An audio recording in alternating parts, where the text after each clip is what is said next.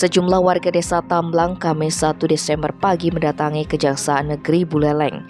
Dikoordinir Bendesada Tamblang Inyoman Anggariase, kedatangan warga bertujuan untuk mempertanyakan kasus dugaan korupsi mantan Ketua LPD Tamblang berinisial KR yang sudah ditetapkan sebagai tersangka tetapi hingga kini tak kunjung ditahan. Kondisi ini menurut Anggariase menimbulkan berbagai pertanyaan di masyarakat.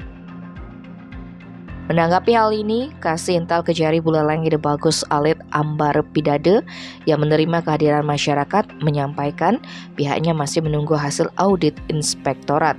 Penahanan dapat dilakukan Kejari Buleleng apabila terdapat bukti yang cukup serta adanya hasil audit dari inspektorat.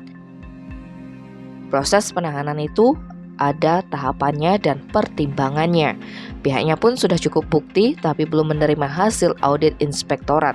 Diberitakan sebelumnya KR ditetapkan sebagai tersangka dalam kasus dugaan penyelewengan aset dan pengelolaan keuangan senilai 1 miliar rupiah lebih.